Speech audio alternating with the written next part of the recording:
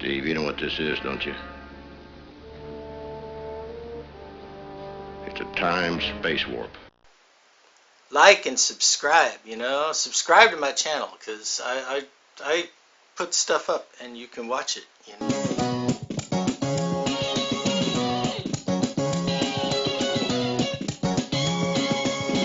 This is indeed a disturbing universe. Hello, greetings, and welcome to the Stereo 999 YouTube channel. I am your host, the artist formerly known as Stereo Steve, and this is the 2022 vinyl tag.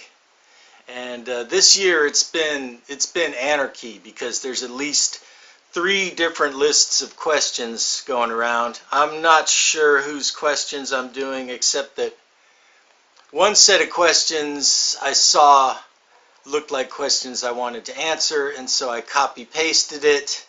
And I also watched a couple of the youngest members of the vinyl community, and I liked some of their questions, where I swapped out some questions with those. Some of these records answer more than one question. I still got more than 22 things I'm going to show you, so it's all good. I tried to make a vinyl tag a month ago based on colored vinyl at Roy G. Biv. I don't know if I got any takers on that one or not, but I will put the link. I will put a link to that below in the description. All right, without further ado, let's get on with it here.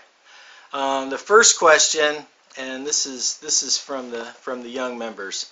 Favorite pickup from a trip, a road trip where you're looking for records, not a locally found record. And this one, it goes back to the late 90s. I was visiting a friend in Oregon. I'm based in California. And I went to a record store there, and I found this. This is Food Brain, Social Gathering.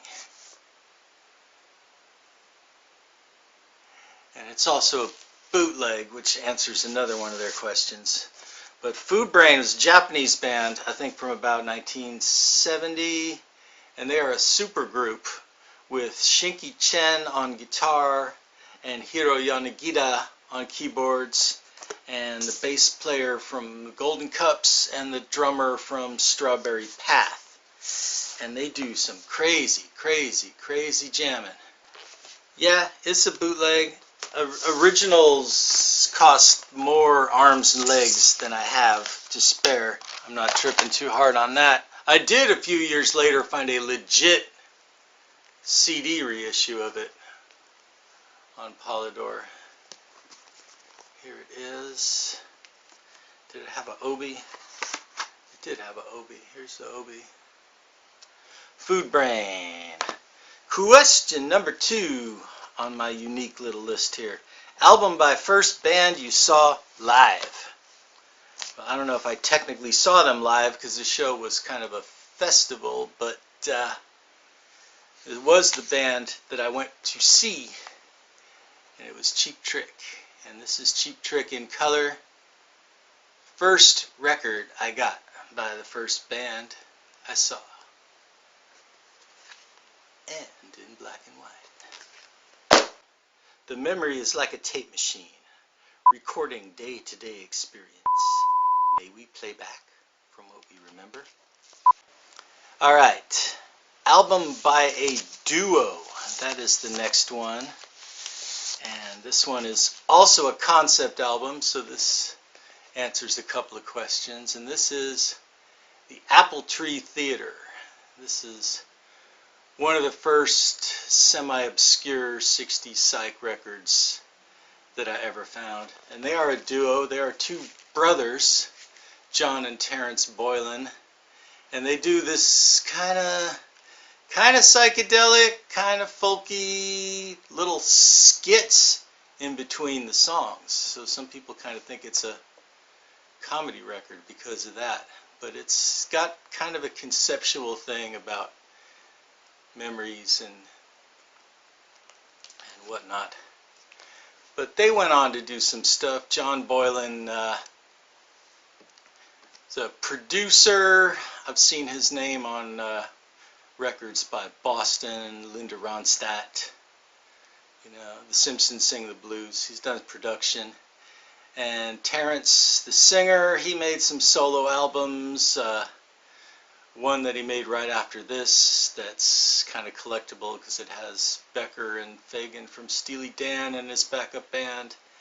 A couple of kind of yacht rock records for Elektra and Asylum in the 70s. But anyway, yeah. Album still in the shrink wrap. Question number 4. I don't really have too many of those because I was told that the shrink wrap plastic generates static electricity. I do have a couple that I already showed in previous videos, and I was looking to see if I had any more, and I found this. Troll at the General Meeting. This is a children's record I found in a thrift store, and it was sealed, and you know, my curiosity couldn't let me not crack it open and listen to it. Trolls are stupid, lazy, and when they're not up to mischief, they lay about all day in the filth and squalor of their dank and musty caves under abandoned bridges. Agenda for the general meeting. But I think if you go to WFMU's 365 Days website, I think the Troll at the General Meeting record is on there. Alright. Concept album. I did a concept album, but this is the concept album. The Who Sell Out. And this is on Polydor. This is a German pressing from the early 80s, I believe. And it's unusual because it has Medak on the front and baked beans on the back instead of the other way around like the original copies. Only time I've ever seen one like this was back when I got this. So that's my concept album. If you don't know this record, just go listen to it. Next question. Question number 6. Album not played yet. And that would be the Magma that I talked about a couple of videos ago. And I bought this brand new on Black Friday Record Store Day. I want to get new cartridges so I can play a virgin record with a virgin needle, because I'm a Catholic and my records are my children. Sorry, Pope. Question number 7. Artist discovered in 2021. I was pretty late to this party, but I discovered this band. Con todo el mundo. Khruangbin. And they're from Texas. They're a 3-piece band. And on the surface, it's, you know, guitar, bass, and drums, 3-piece band. But there's a lot more to them than that. There's this influence of Eastern music and Asian music and world music that influences the songwriting and the choice of notes, and it's just really neat.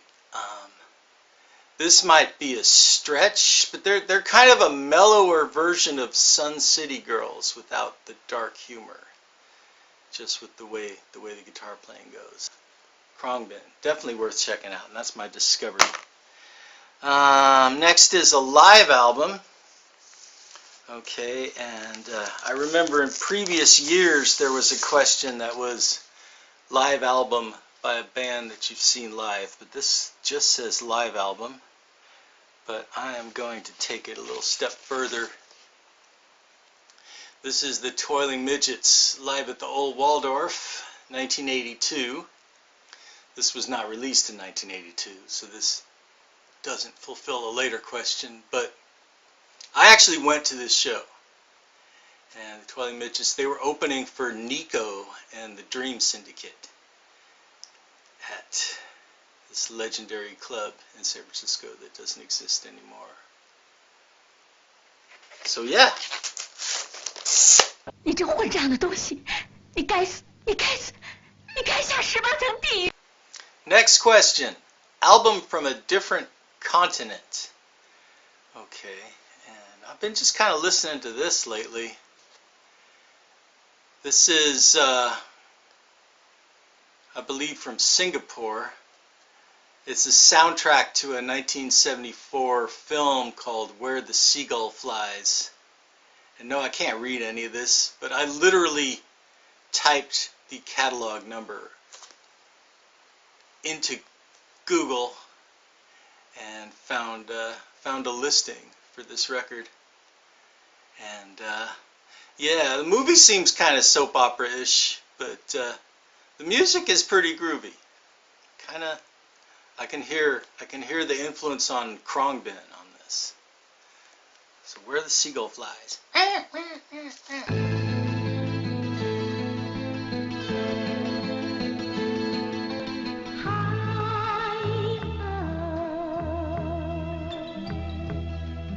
Album with a price sticker on it.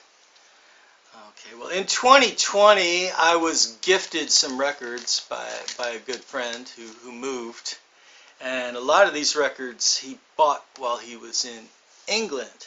So I thought I'd show this because it's kind of cool. This is David Bowie, Hunky Dory. This is, I guess, an 80s UK reissue on this dark RCA. And it's got the price tag, £3.29 was what was paid for this Hunky Dory. And yeah, I mean, if you don't already know, this is one of Bowie's best records. It has Changes and Life on Mars. Rick Wakeman plays some piano on it. Anyway, next question, punk and or new wave? Well, I present to you the incredible Shrinking Dickies. This is everything you want from a punk and or new wave album. Funnier than the Ramones, faster than the Sex Pistols, American. This is the OG yellow vinyl, which also fulfills the colored vinyl question coming up. But this is a great record. This is a good record. They cover Paranoid by Black Sabbath and She by the Monkees and Eva Destruction. What more do you want to know? Question number 12, a box set. And this also fulfills the favorite country album question on the young folks questionnaire. This is Hank Williams. This is the Hank Williams Treasury from Columbia House. So this was one of those mail order albums. It's got 4 records. It's on MGM. And I got this incredibly cheap. There was a time that was not that long ago where CDs were the most popular format and records were dirt cheap. And I think I literally paid $1 for this. And it's 4 records, so that's $1/4 per disc. And it's Hank. What more can I say? Alright. Next question. Question number 13. Album with a sporting theme. What the hell does that even mean? I don't know. But the first thing that came to mind was this very obscure, very strange record. The Baseball Astrologer. And this is just a real oddball, independently made record. The Baseball Astrologer is a guy named Douglas Berman doing spoken word with droney background music by Stephen Ray Lobdell, who played guitar in the 90s version of Faust.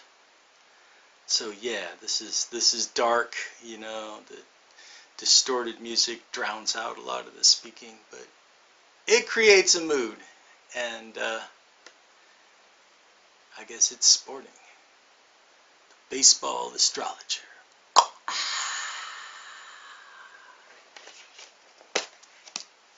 Next, a jazz album. Well, my first vinyl video was all about jazz, was the jazz tag. So I figure for a jazz album I would do a compilation for this video. This is Blue Note Gems of Jazz limited edition. And I mean, just look at the names on this, it pretty much speaks for itself. I mean, it kicks off with Miles doing Tempest Fugit. Then it's got Bud Powell doing Night in Tunisia. It's got Monk doing Round Midnight. You know, it's pretty much, it's just pretty much, you know, and it's got the OG sleeve and label. What is this? This is, okay, so this is during the Liberty Records. That's my jazz record. Alright, question number 15. Best of album. And this also fulfills the youngest member question, album with purple in the cover art. This is Deep Purple, singles A's and B's, and this is part of the Harvest Heritage series of collections that came out on the Harvest label. This is a best of Deep Purple that does not include Smoke on the Water. This is a best of Deep Purple's early 70s with a crazy 80s looking package. And as the title says, these are tracks that mostly came out as 45s in England. So there's some semi-rare kind of tracks, like the version of Speed King with piano instead of organ. That's on this. Anyway, that's that question. Question 16. Album with at least 8 people on the cover. So I go through my records. I'm like, 8 people. Leonard Skinner. 1, 2, 3, 4, 7 people. Doobie Brothers. 7 people. But finally, Earth, Wind, and Fire. I believe there's 9 people there. 1, 2, 3, 4, 5, 6, 7. Yeah, there's 9 people in Earth, Wind, and Fire. This is a record that you need to check out if you have not checked out. Head to the Sky. It's an earlier one. It's before it's the one before That's the Way of the World. And this is an amazing record. There's some really long cuts on here, and they're just going off. And I mean, it's Earth, Wind, and Fire. Come on. Great record. Okay, question 17. A movie soundtrack, or just a soundtrack. And Where the Seagull Flies was the soundtrack. That was from a different continent. But this is a soundtrack I was very pleasantly surprised to find. I paid a little bit more for it than I wanted to, because I was at a record store where the man didn't have any price tags on anything. He just kind of sized you up when you brought your thing up to the counter and decided what he wanted to charge. And this is another one of my passions besides music. Low budget B movies. And this is the soundtrack to the 1980 opus The Day Time Ended, composed by Richard Band. And if you're a bad movie fan, you know who Richard Band is. And it's on VCLT label. The Day Time Ended was from 1980. It was a movie that could not make up its mind whether it wanted to be a ripoff of Close Encounters or Poltergeist. So they had some stop motion monsters fighting.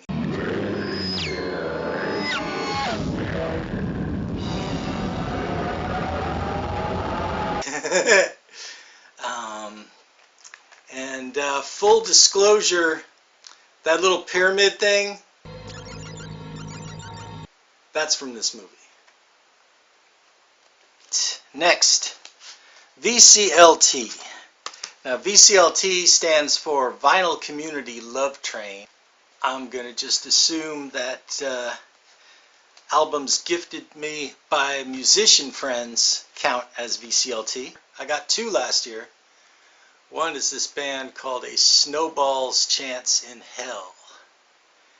And they were around in the 80s in San Francisco.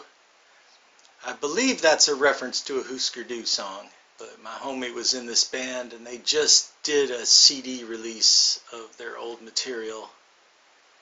And he sent it to me, Snowball's Chance in Hell. But wait a minute, that's not vinyl. That's a compact disc. Well, I have another one. I have another VCLT. This is Hogwind Christmas double album. Now, Hogwind is a super group of sorts of San Francisco noise scene troublemakers. And this record is a racket of Christmas songs. Here comes Santa Claus in a UFO. Christmas time of the season has come today. Sleigh Tripper to the tune of Day Tripper. 16th and Cap Street Christmas. Christmas from Beneath the Earth's Crust is the long noise jam at the end. Here's a picture on the back. I played guitar with these guys like around 2010 when they were first starting. I'm not on this, but they were nice enough to send this to me. Next question.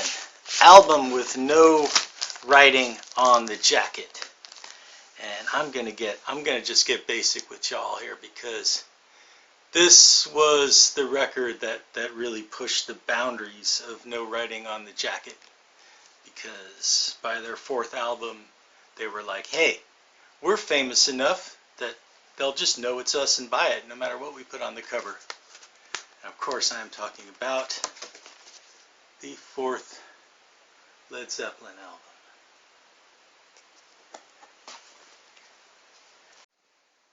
Yeah, here's another cool thing about this Led Zeppelin album cover.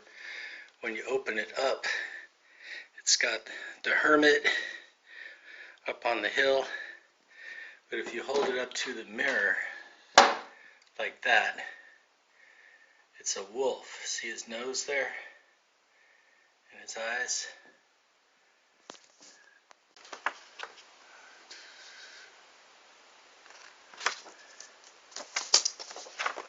It's got the lyrics to Stairway to Heaven inside. You should all have them memorized by now. Next question. A 7-inch single. Okay. And we're going way back into my past. Many, many years ago. I was passing time in a thrift store I've never been to before.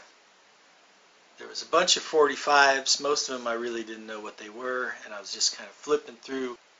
This was before I ever owned any records by Big Star. And I'm thinking in the back of my head, wouldn't it be funny if there was a Big Star record in these 45s? And lo and behold, there was. This was many, many years ago, but this is Oh My Soul, Big Star. And this is from the Radio City album. And this is a promo copy with a long version on one side and a short version on the other side in mono.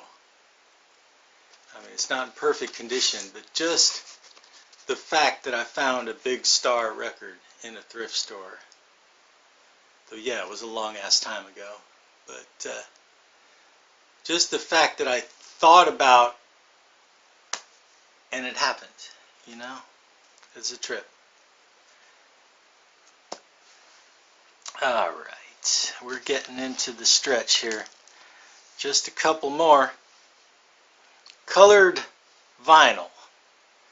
I mean, I did a whole video on colored vinyl, which will be linked in the description. This is a band I used to play on my radio show when I was on KUSF. This band is called, oh, better cover these.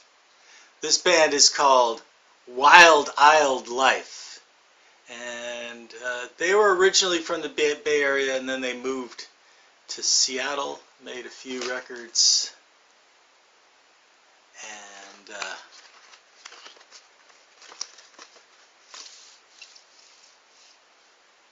that's some nice colored vinyl there. It's kind of a reverse sunburst with the darkness in the middle. But yeah, Wild Isle Life. Peas Feast. Alright, the last question on this list of questions. Album from 1982. Okay, well, this album I bought in 1982 when it was first released, and I took care of it, and this is that same copy that I bought in 1982. This is The Cure, and yeah, this is probably one of their darkest records, and if you're a fan, you know all about it. If you don't, check it out. And that's the last question, question 22. Alright, well, thank you. Thank you for watching. If you watched this far, you know, give a comment, you know, check out my other video that I linked in the description. You know, maybe subscribe if you want more of this. Not just this, but there's going to be other random stuff. In case you're following my saga about the guitar is still glued and clamped, and I am not ready to deal with that yet. That'll be in a future video where I take the clamp off and see if the guitar plays. And you'll be there with me, where it'll either snap or I'll play one of the songs you requested in the comments. Anyway, thank y'all. Thank y'all for watching, and peace. That's it. I'm getting out of here.